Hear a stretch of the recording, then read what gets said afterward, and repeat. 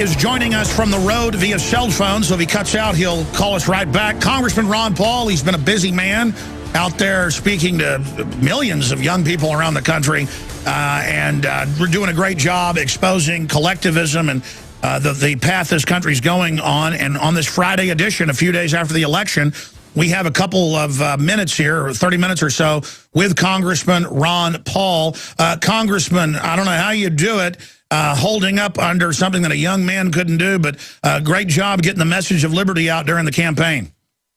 Well, it's been a lot of fun and tedious, and of course at times frustrating.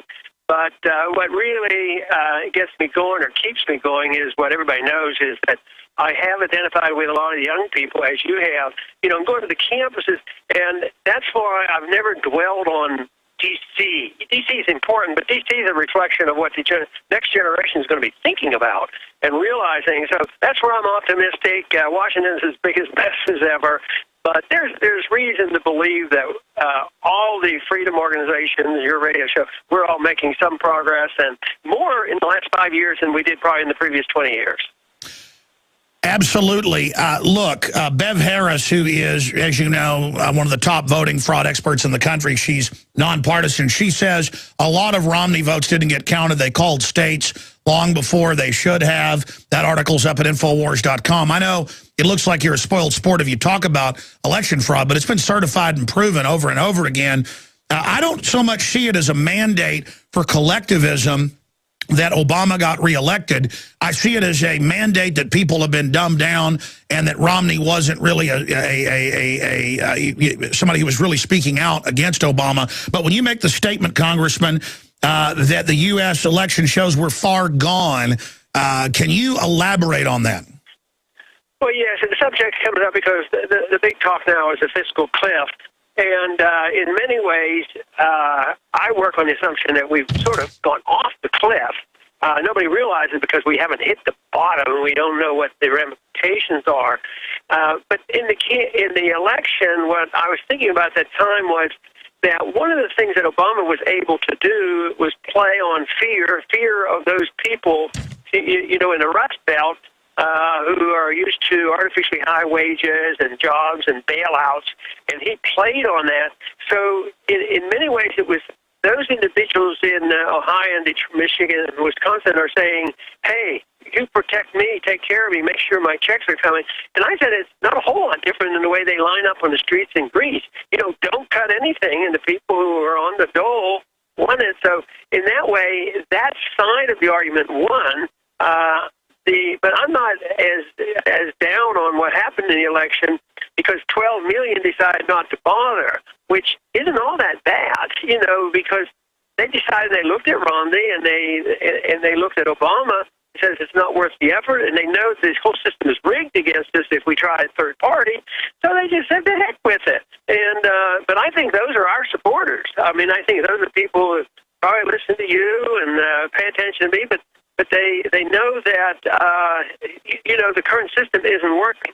But I think we're the majority. There's no doubt in my mind, if you take the people who have dropped out a while ago or dropping out now, not enthusiastic, wouldn't vote for either of them, I think they're listening more to what we're saying.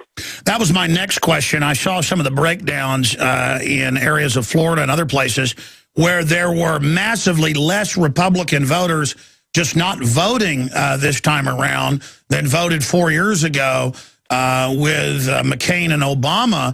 And I looked at the numbers and the demographics. I think you're alluding to this, so I'd like you to expand on it, Congressman. Congressman Ron Paul joins us if you just tuned in live here on this Friday edition, that it is the Ron Paul Libertarian Constitutional True America group that was snubbed and demonized and attacked and drummed out by the Rockefeller blue blood Republicans that just didn't vote.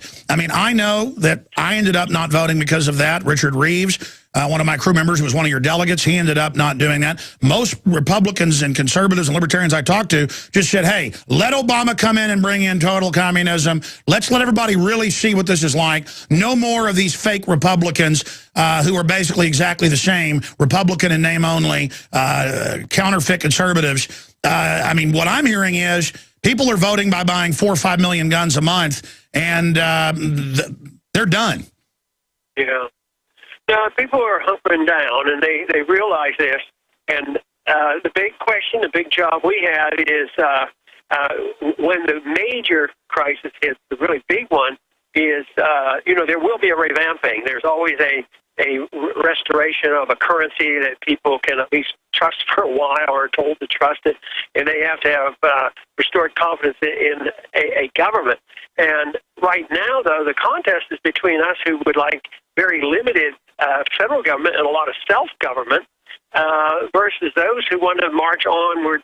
Not to see, I don't usually use the word carelessly, but onto a form of just socialism, but it's a form of socialism that's called fascism, and that's why I dread the combination of big government and big corporations. And when you look at that, whether it's medical care or the media or the military, the Goldman Sachs and the banking industry, that's who's been in charge, and they're going to hang on tenaciously.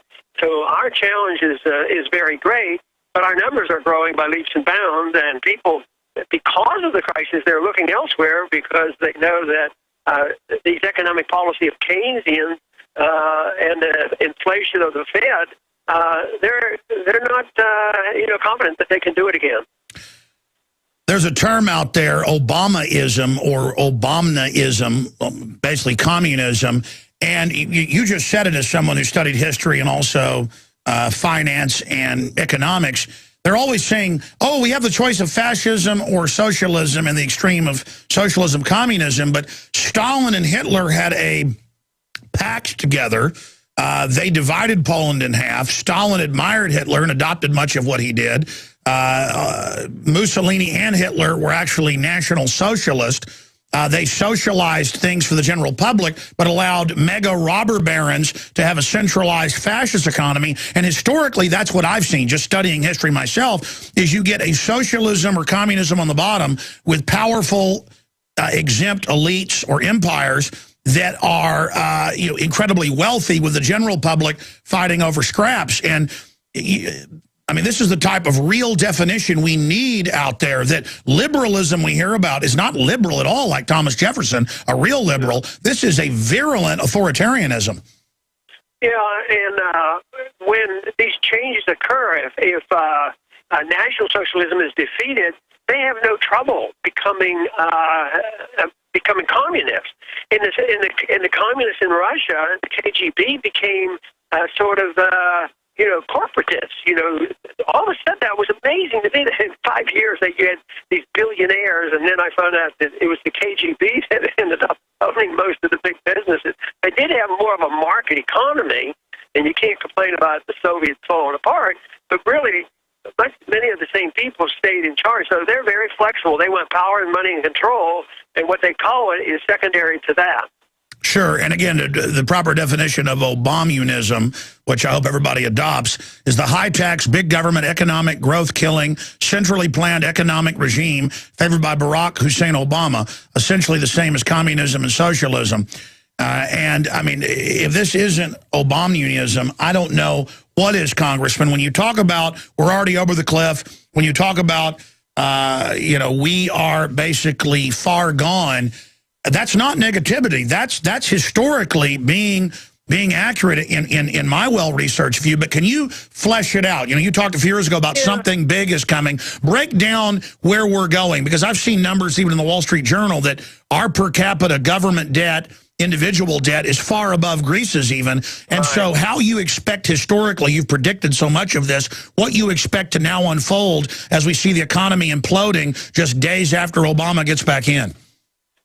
I was always impressed with talking with the young people on the campuses and telling them how bad I see things. And then the comments afterwards when I would talk to them, they say, you're the only one that gives me hope. And they come across very optimistic. And I think knowing the truth and what to do and offering them something else is a reason for optimism.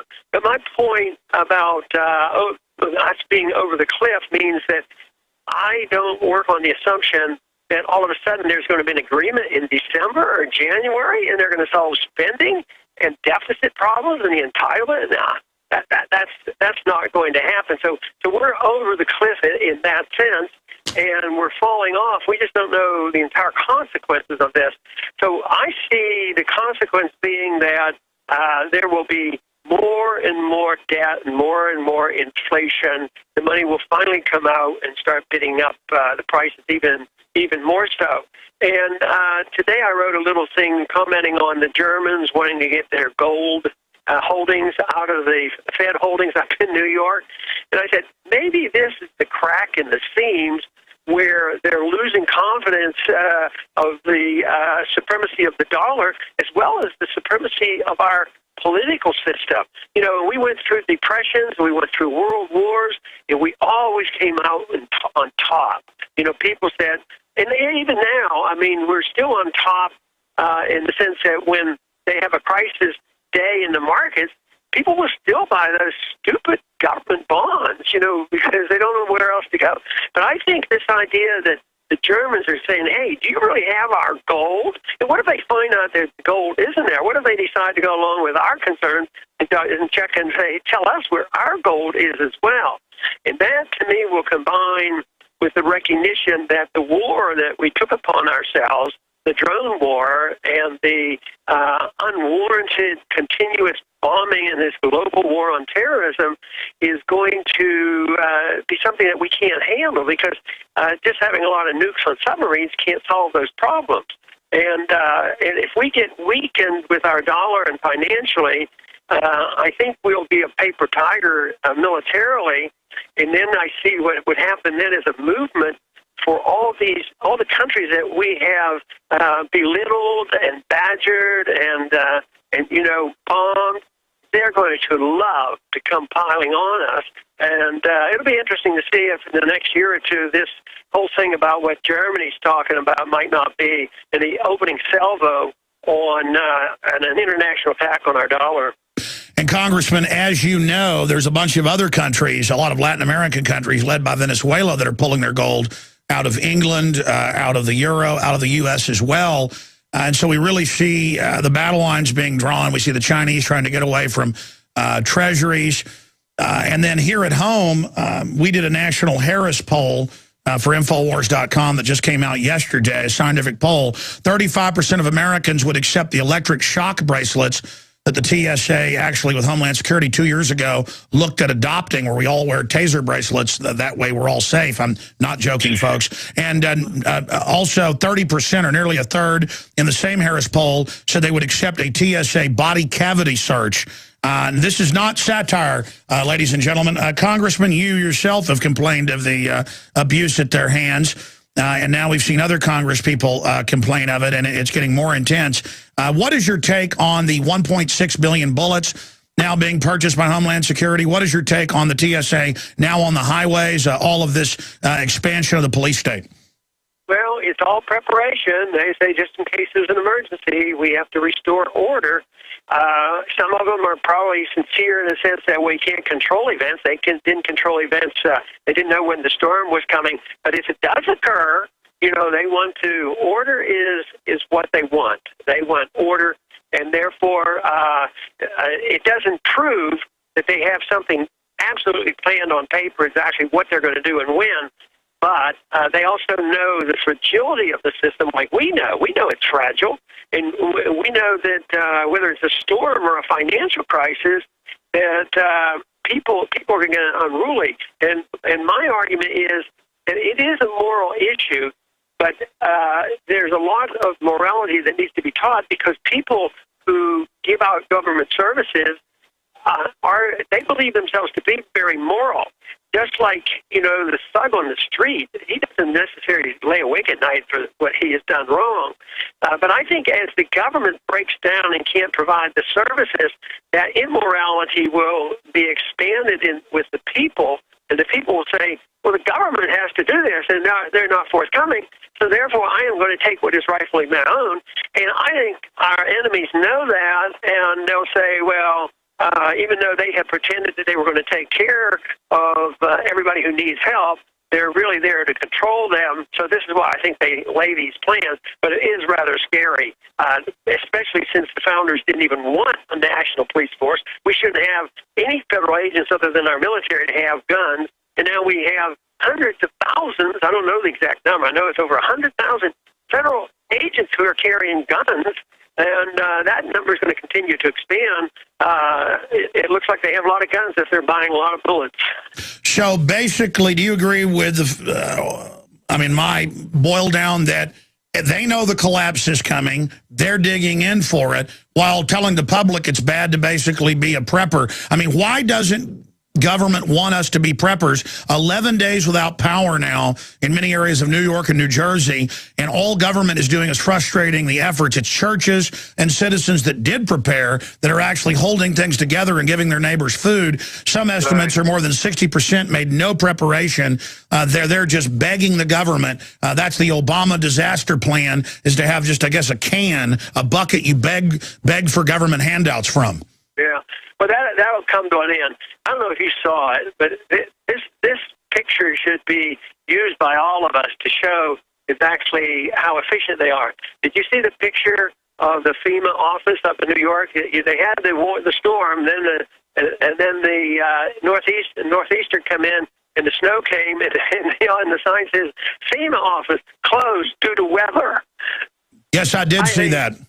Did you see that thing? In fact, guys, pull it up. FEMA office closed due to weather. It's all over the place. We can show people watching on TV. Isn't that something else? That is so symbolic of the idiocy. And, people always, they went after me for having condemned FEMA for so long and voting against it, in spite of the fact that I took care of a coastal district. But I won that argument over with my constituents, because I did more to help them get around the bureaucracy and get through the bureaucracy. And when the police or the feds wouldn't allow them to go in and get their property, we would go to bat for them. So the people themselves are a little bit further ahead than the politicians and the media people think they are. Absolutely. Congressman, moving quickly now in the last 10 minutes we have left with you. What do you expect Obama to do now that he's got 4 more years? In his victory speech, he talked about how we're a collective, we're not individuals. Very creepy kind of "you didn't build it" statements again. He's got constituents literally that just beg incoherently for their free Obama phones. I'm not trying to be mean. It's just very, very sad what dependency does to people. And now they are just racing ahead saying UN gun treaty. And now Dianne Feinstein, it's on record, says she physically wants California style, not just a ban on sale of semi-autos. They want you to turn them in. I mean, that could cause a civil war, Congressman. People are not turning their guns in. No, that's right. And, politically, they generally back off on that. In the last several presidential elections, even this one, Obama didn't campaign on stricter gun control. That doesn't mean he won't work for them, but he knows politically it's not popular. And I think those are the, drawing the lines in the sand. If they knock on the door, they want your gold and want your gun, I don't think the people are going to give them up. But that doesn't put them out of business to harass us. They're going to maybe put more limits on buying ammunition, more taxes on it. They're going to make it more difficult for you to sell your gold or use your gold, and maybe have 50-70% tax on your gold. And they will do this, but that'll just drive the underground economy, to a much greater heights. But no, they will continue to do that. So I don't know how this treaty will pan out. I keep always wanting to be, a bit optimistic and say, they can't possibly do that. That's going against the grain. So once again, it's going to be up to us to reach people and not reach just our hardcore friends. I mean, that's why we have to reach out to a new audience as well and say that they have to join us in these efforts. And I'm hopeful for that, because we do have the internet, and I know they're trying to attack us there, but we're still able to get more information. Right now, we're riding high on our internet abilities compared to the 3 major TV networks. Absolutely. Are you concerned about the internet kill switch, cybersecurity, and all these calls to reinstate the fairness doctrine for talk radio? Yeah, I am concerned, but I also hope that technology is so big and so broad that the private market is able to overcome any obstacle. So, and I don't understand exactly how all that works. Sure. But I hope I'm not naive to think that people can, develop their own protection. But ultimately, the only thing that counts, whether it's guns, the goals of the internet, or war, is to awaken the people to saying, we're not going to put up with this. Governments reflect the people. Sure. Expanding on that in the limited time we have left, going to move quick now, Congressman, because I want to get to several other points here. I'm very glad to see that you've taken back over Campaign for Liberty now that you're not running for president and about to finish up there with Congress. So congratulations on that. Very exciting to see you in there because I know you know like nobody else can drive it right with all the grassroots. What do you make of the Republicans and this new spin that Republicans need to get more socialistic and become the Democratic Party to win, when the reason the Republicans have lost, in my view, is that they've gotten so unconstitutional, people are just standing down. That's what the numbers show. What's your take on this talking point we're seeing that Republicans should just adopt Mao Zedong's views? Yeah, it's just diversion because from where we are in this country today, and when we look at our political system, we only have one party, so we're already there. It's just tone and rhetoric is slightly different. So, yeah, they may move a little bit in that direction, and what they say has nothing much to do with what they do. And that's why, we have to watch what they do and where they go. But going in that direction, of course, would be the obviously wrong thing. And I think it's becoming more clear because we don't know the exact numbers of support that we had in the campaign, but it's bigger than they gave us credit for. And I keep thinking of those 12 million that refused to vote. Some of them, maybe a large number of those are sympathetic to us. So therefore, our numbers outside are significant. And I still work on the assumption that it is that attitude that eventually prevails. I mean, when the attitudes changed in the Soviet system, communism, fell apart because it had no strength left, and the people no longer supported it. Absolutely. They can only steal from one group to give it to the other. And as it gets clearer and clearer that big government doesn't work, it'll finally implode. That's why we just got to keep working, keep getting the word out. Congressman, is it time for people to apologize to you and myself and others for talking about the Bilderberg Group and the Davos New World Order crowd? Because now in the Financial Times of London, Reuters, AP, they say there is a global government, technocrats, mega bankers, they're going to run the countries, they're going to appoint the leaders, they're going to get us at a fiscal cliff, hold us hostage. I want to play you a brief clip here from the Kudlow report where they announced we're slaves to international bankers. Here's that clip, Congressman Paul. So mostly what they do is hold summits. I think that right now the question is, do we all work for central bankers? That's what I want to address to our guest tonight. Is this global governance at last? Is it one world, the central bankers in charge? Jim Urio, you say we've got some downside here, a correction in the markets. Fine. But aren't we all just living and dying for what the central banks do? Aren't we all just counting on the fact that there's a Bernanke put and that we won't go any lower than, say, 5% down from here? Of course we are. All right, let's stop there. And then all four guests agree we're under world government. They're bragging we're under world government, but then I hear we're not supposed to talk about it, Congressman. Isn't this our strength and not our weakness that we've been right about this? Instead, now we're being told we should not talk about this? Well, obviously, we should talk about it. The fact that they don't want us to means that we really have to talk about it. I've written a speech that hopefully I get enough time to give on the House floor, a farewell speech, and I listed 5 major problems that we face. And one of those 5 is international government. The fact that it's the UN, WTO, IMF, and the World Bank taking over, deciding when we go to war and how to deal with trade balance. The whole works.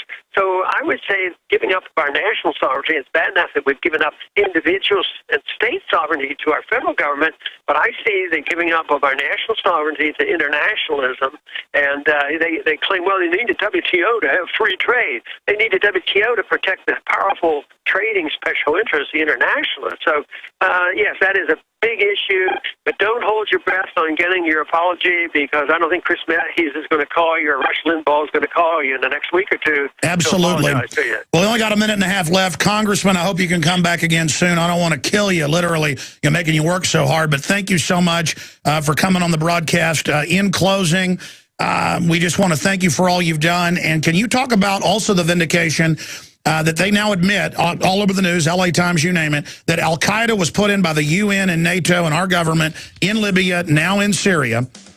We'll fade the music down for a moment, and is now blowing back on us again. Your comment on that? Yeah, well, it shouldn't surprise any of us, because I think when that started, and just at the very beginning, I made some projections on that, and before you knew it, the weapons and the support we were given to certain groups were turned against us.